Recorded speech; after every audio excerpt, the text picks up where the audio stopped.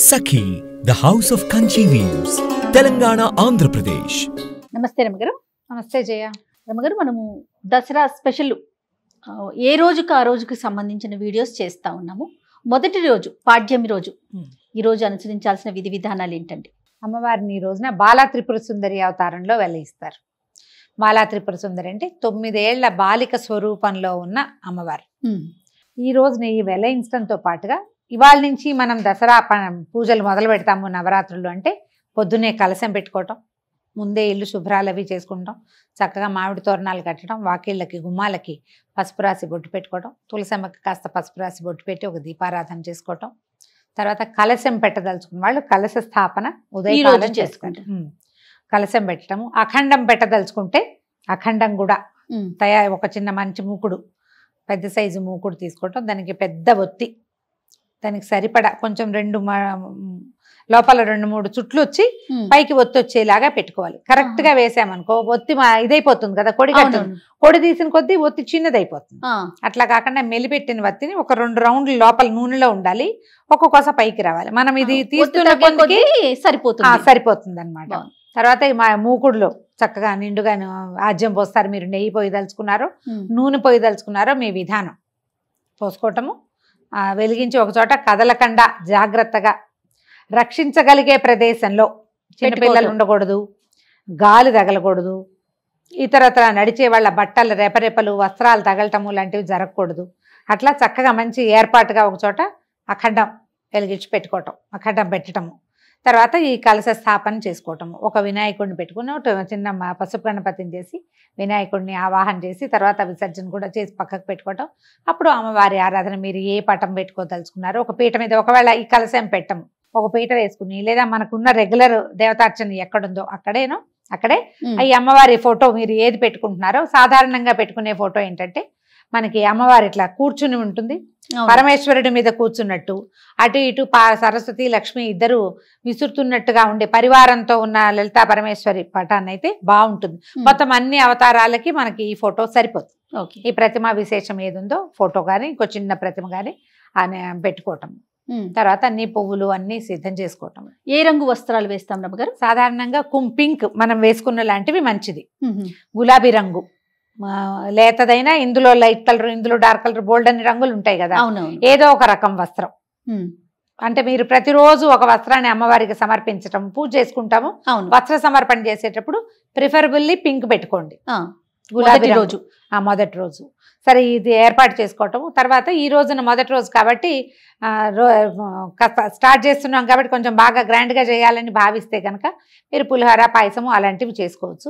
అమ్మవారికి ప్రత్యేకంగా నివేదించేది ఏంటంటే ఇవాళ కట్టి పొంగలి, తర్వాత కేసరి, ఈ 2 నివేదన చేస్తారు. మీరు ఇంకా చాలా చేయొచ్చమ్మా. పాలు పళ్ళు పెట్టుకోవచ్చు.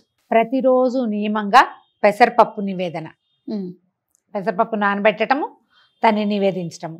తర్వాత ఏమో పానకం చేసి పెట్టడము. మనము ఈ అమ్మవారి తాలూకు ఏ స్తోత్రం చదివినా కూడా అమ్మవారిది నామాలు పవర్ఫుల్.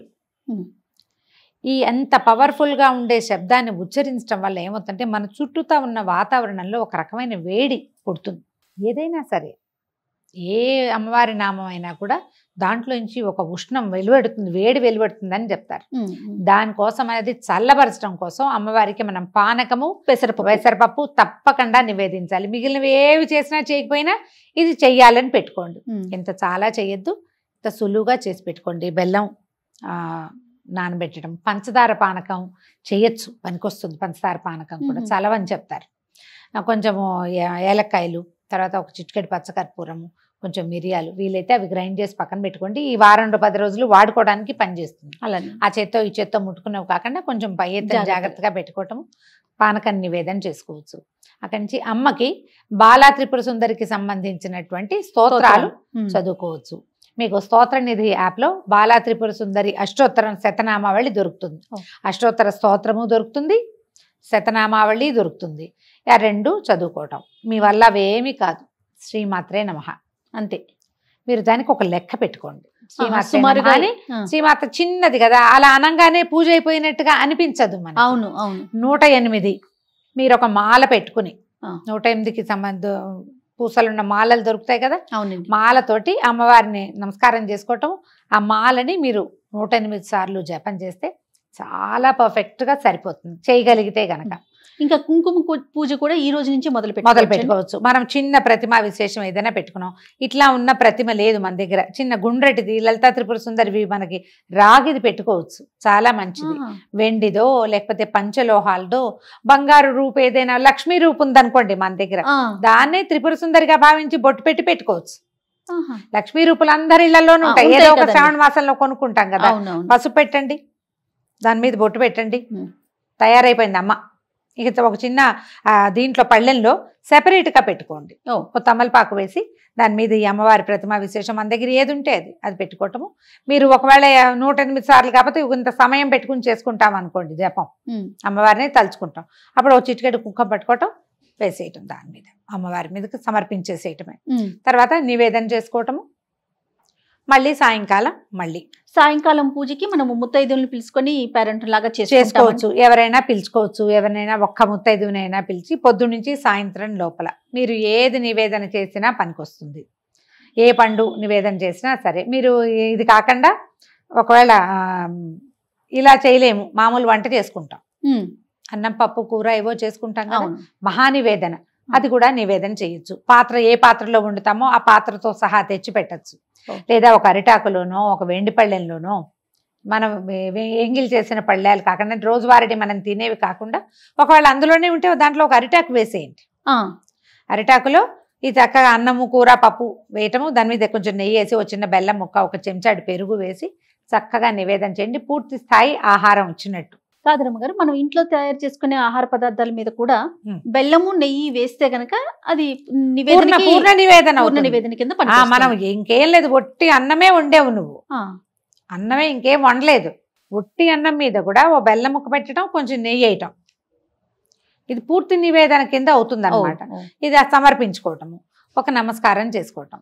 ఇప్పుడు ఈ మొత్తం ఈ 9 రోజుల్లో మనం చేసుకోగలిగేవి ఏంటంటే, రోజు లలితా సహస్రనామ పారాయణ చేసుకోవచ్చు.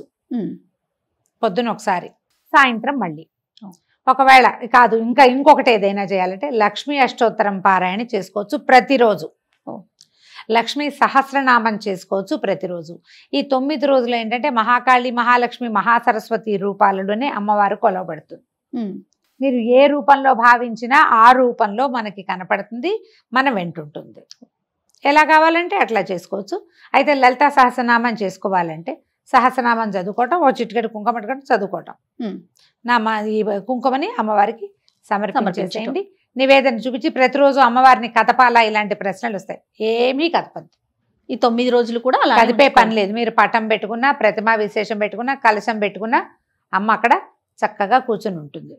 మనకి లలితా సహస్రనామంలో బాలా త్రిపుర సుందరి ప్రస్తావన చాలా క్లియర్గా చక్కగా స్పష్టంగా కనపడుతుంది. లలితా సహస్రనామాలు చూసుకుంటే మనం సహస్రనామం మనకి ఎట్లా నడుస్తుందంటే, అమ్మవారి సౌందర్య వర్ణన చేసిన తర్వాత భండాసుర వధ కోసం ఉద్యుక్తురాలై అమ్మ వెళ్ళినట్టుగా కనిపిస్తుంది. మొదటి రోజు అండి, అసలు మనకి లలితా సహస్రనామాల్లో అదే కనిపిస్తుంది. అదే మొదటి రోజునే బయలుదేరింది అనుకుందాం.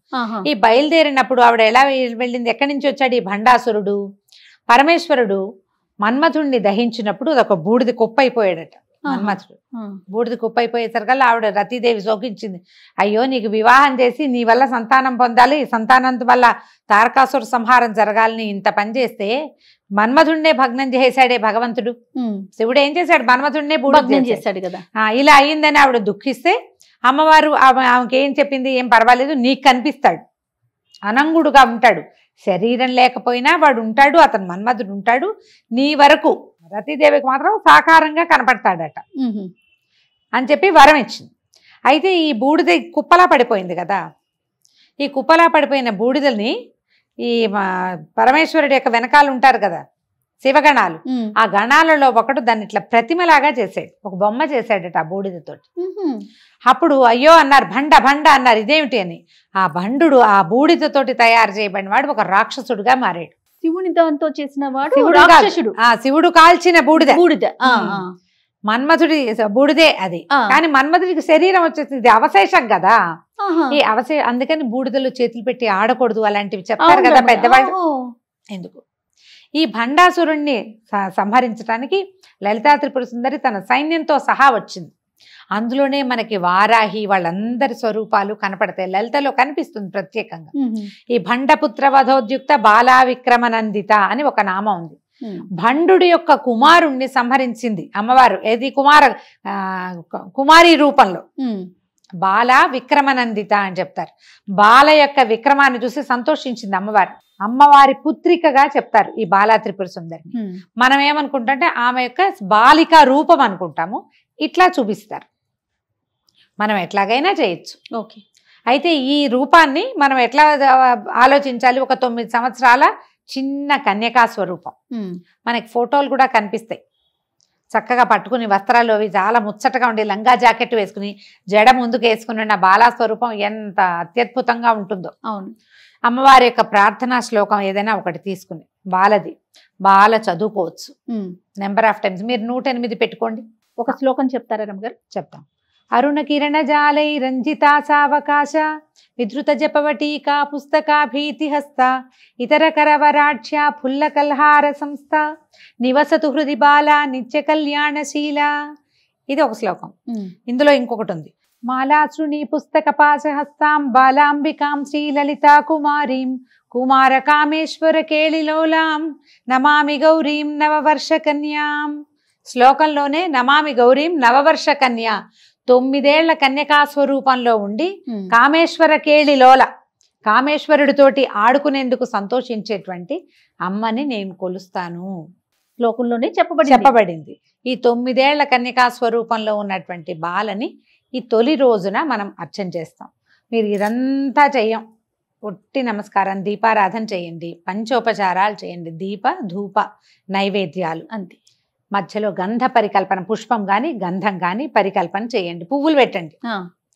పువ్వులు పెట్టడం, దీపం ధూపం నైవేద్యం, నమస్కారం. ఆ నమస్కారంతో ఏదైనా ఒక్క ప్రార్థనా శ్లోకం, ఈ ప్రార్థనా శ్లోకం నేను చెప్పింది వివరంగానే వినపడుతుంది కాబట్టి ఇదే మీరు 11 సార్లు 21 సార్లు 40 సార్లు లేదా 108 సార్లు చక్కగా సాకల్యంగా చదువుకోవచ్చు.